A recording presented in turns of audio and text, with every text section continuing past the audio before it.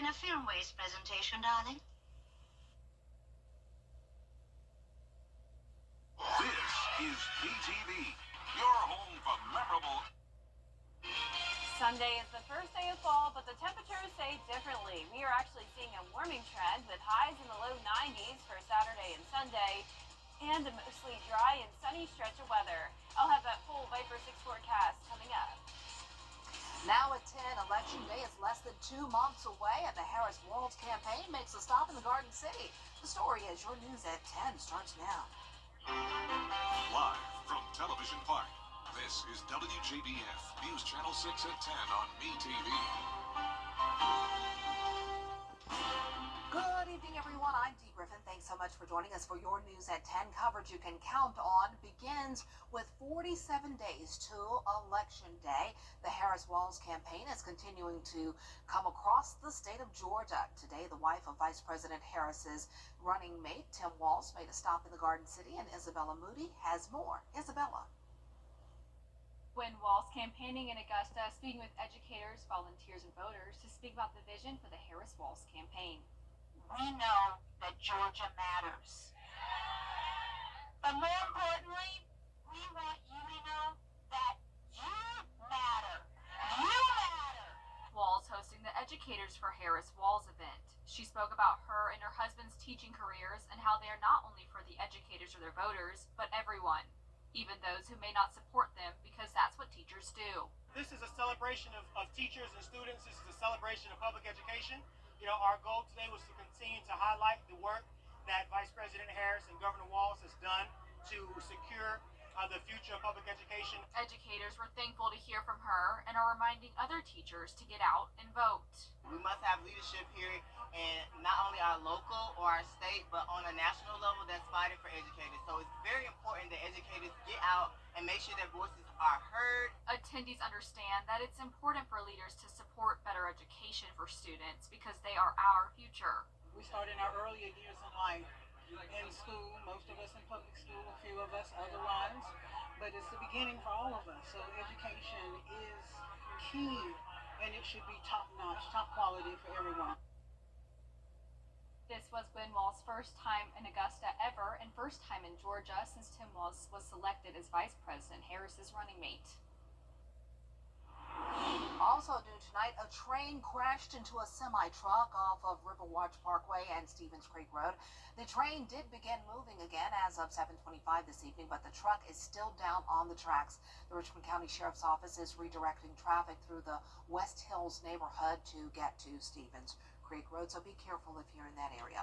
North Augusta Public Safety needs your help to find a missing teenager. 15-year-old Belinda Sanchez was last seen September 4th at North Augusta High School. Investigators say she may be with her boyfriend, Marlon Canas Troches.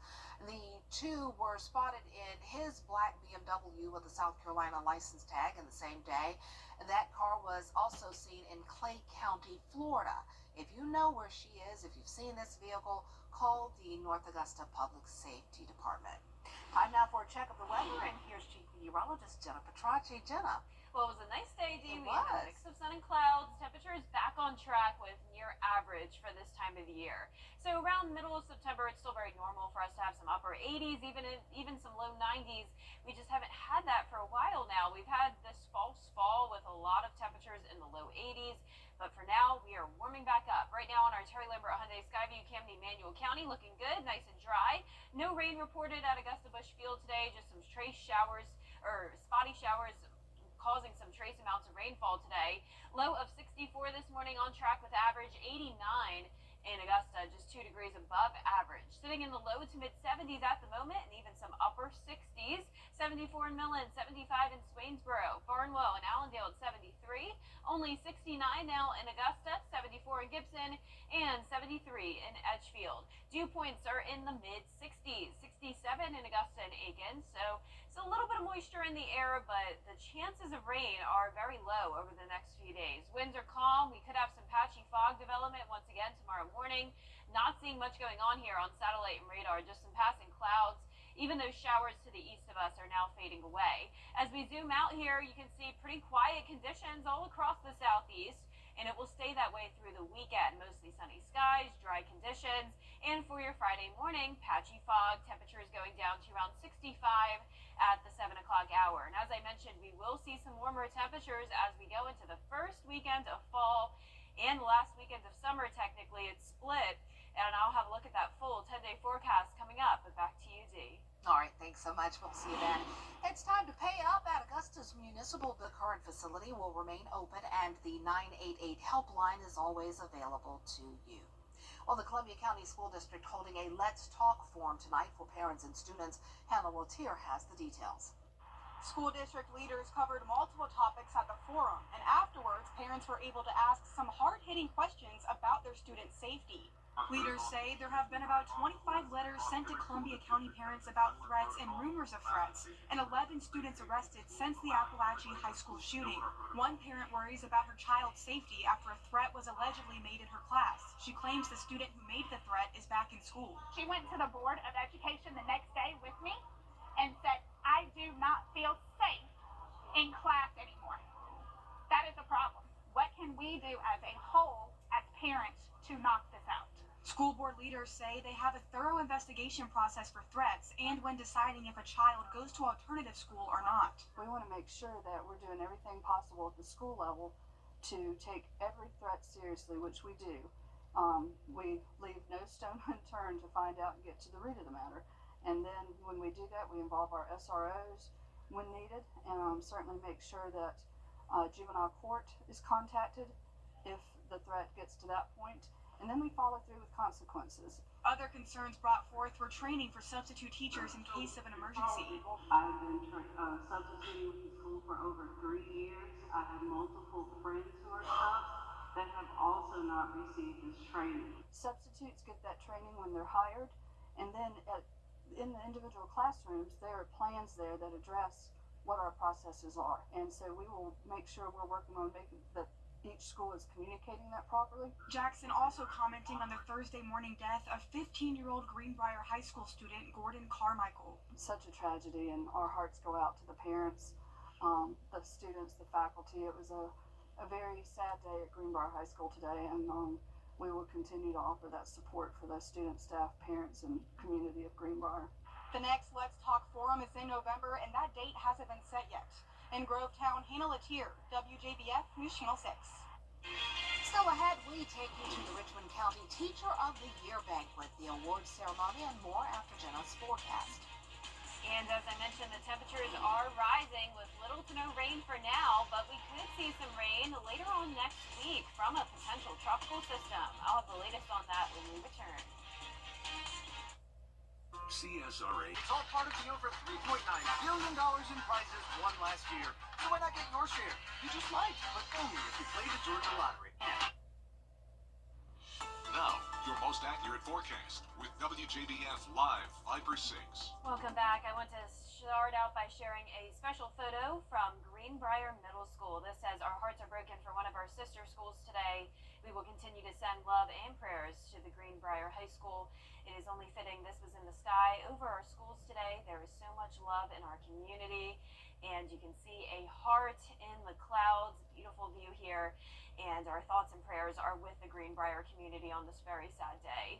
But our Terry Lambert Hyundai Skyview Cam in Waynesboro now showing dry conditions. The clouds have pretty much moved out. So we had a mix of sun and clouds today. Temperatures warmed up into the 80s. And now we're sitting in the upper 60s in Augusta. Winds are calm, dew points in the upper 60s. Around the CSRA, still some middle 70s. 74 in Gibson, 75 in Louisville. Warmest spot is Swainsboro at 77. But we're only at 70 up towards the northwest in Washington. You can see the clouds pretty much fade away here on satellite and radar. No rain anymore. We had some spotty showers today, and then those faded away. Not much going on to the west of us either. So a quiet forecast over the next couple of days. Just some patchy fog tomorrow morning. Temperatures in the mid-60s to start, climbing into the mid to upper 80s in the afternoon.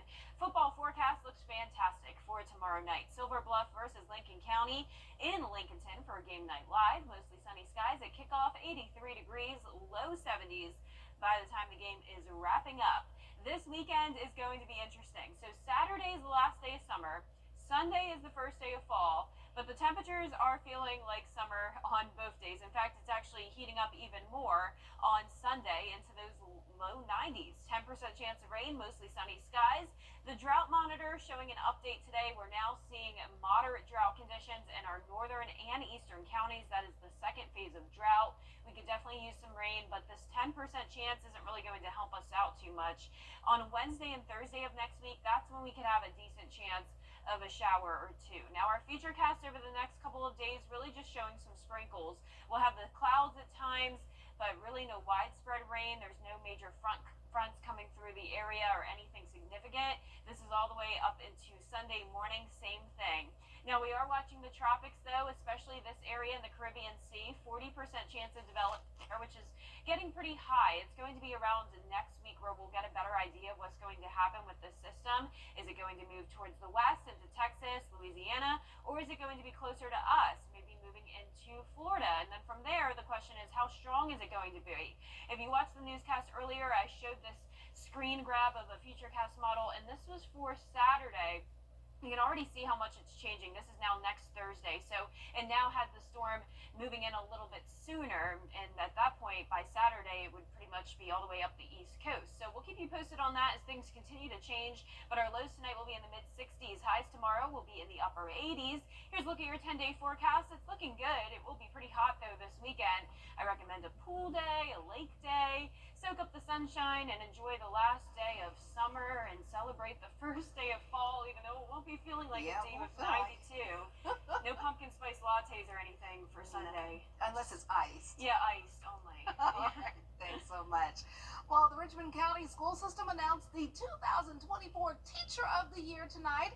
54 teachers from across the county attended the award ceremony, and LaQuandra Staley, second grade teacher at C.T. Walker Traditional Magnet School, was named the Teacher of the Year, and she gets to drive that car.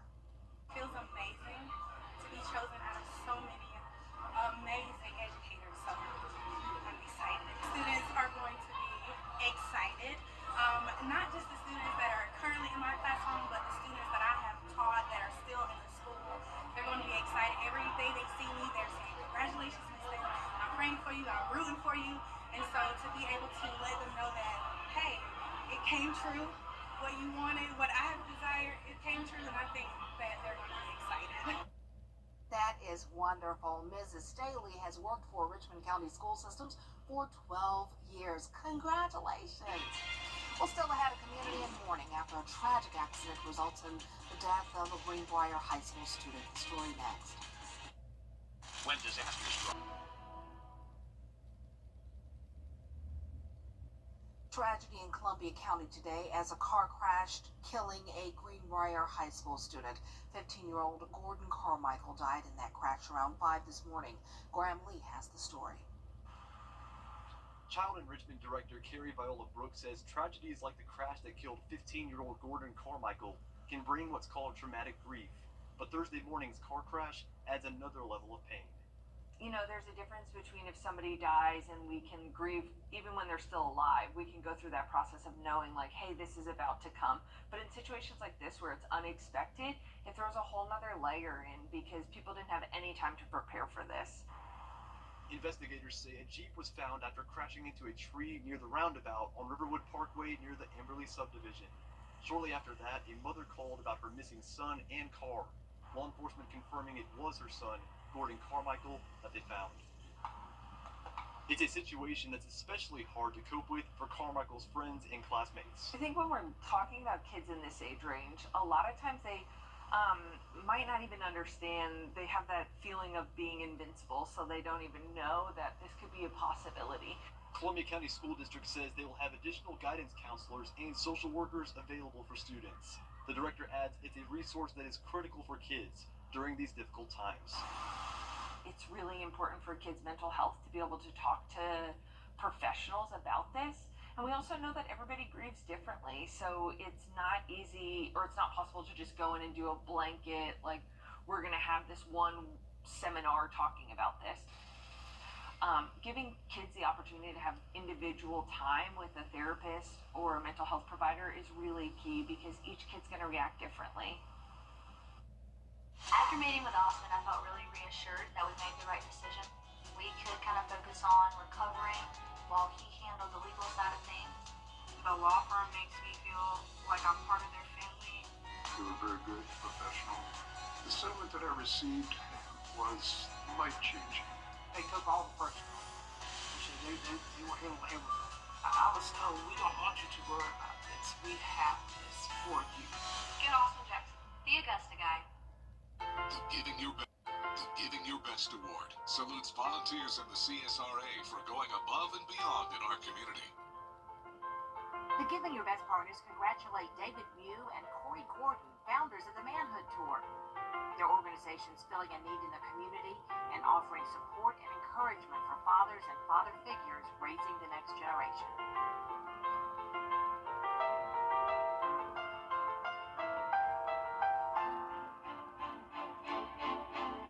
If you haven't called Senior Life much, call now.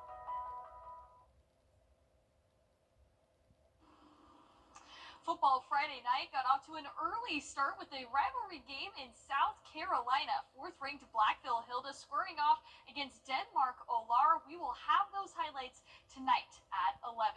And our Football Friday Night Player of the Week poll is now live at WJBF.com. This week's nominees come from South Aiken, Westside, Westminster, and Batesburg-Leesville. You can vote once per day until Friday night, and we will announce the winner on Football Friday night. The Atlanta Falcons have a short week this week as they'll square off against the Kansas City Chiefs for Sunday Night Football. And if you plan on attending the game at Mercedes-Benz Stadium, then you better come with an empty stomach. All 72,000 fans will receive free hot dogs, chips, and a Coca-Cola souvenir cup. The announcement comes as Falcons owner Arthur Blank enters the franchise's Ring of Honor on Sunday. And as for the game itself, the Falcons are looking to build off of their emotional Sunday night win. The more you're together, you're going to improve, you're going to get better, and I felt like that happened. What we learned a lot about ourselves in week one, and we were able to, take that and apply it to week two. But we'll be doing the same from week 2 to week 3. Kickoff is set for 8:20 p.m. Sunday night.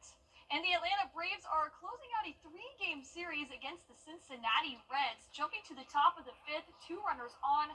Matt Olson crushes his second home run of the game to take an 8-1 lead. And if you thought the Braves were done with the long ball, think again. Jorge Soler launches one to deep left center field.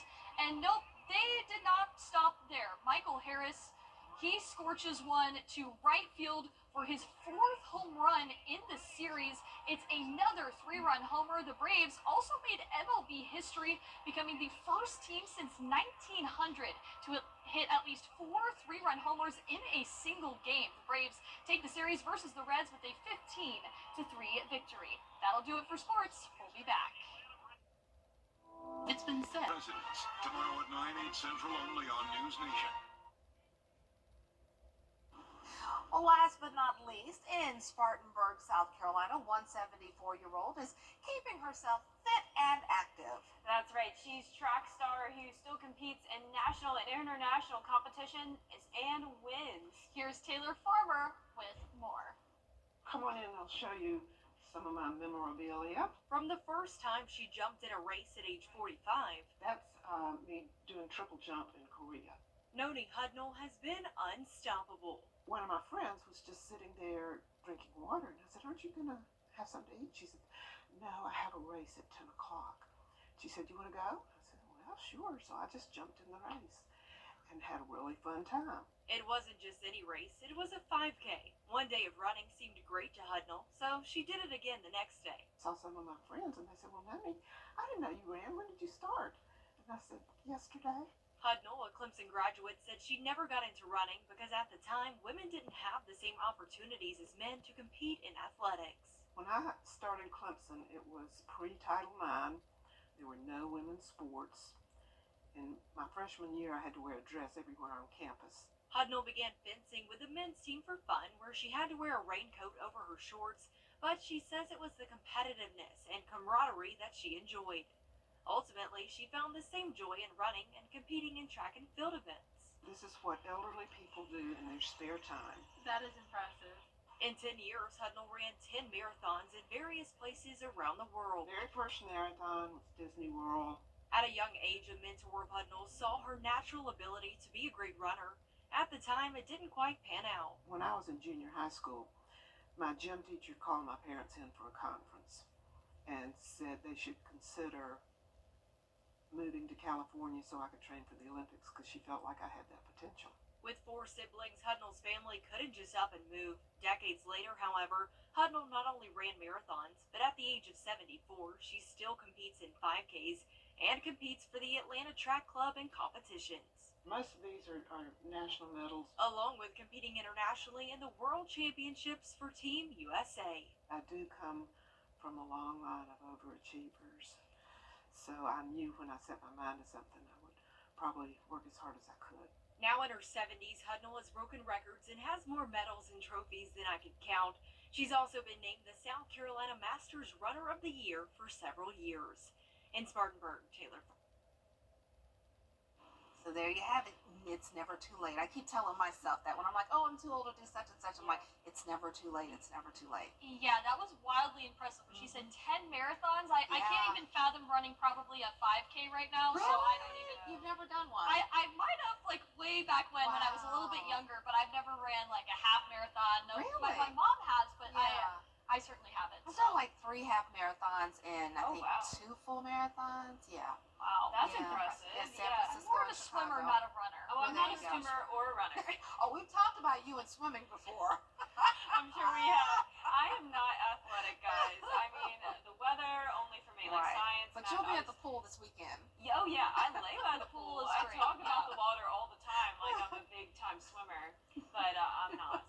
But yes, it's great weather for the pool this weekend or the lake. And if you can swim, I'm sure the water will be feeling warm enough to go in the water because the temperatures are heating up. We'll be in the low 90s, mostly sunny skies, only a 10% chance of rain. Remember, Sunday is the first day of fall, just won't be feeling like it. Even into next week, still some upper 80s, slightly higher rain chances next Wednesday into the weekend. Well, there you have it. Well, the news continues at the top of the hour on WJBF News Channel 6. At 11, we'll all be there. Hogan's Heroes is next here on UTV.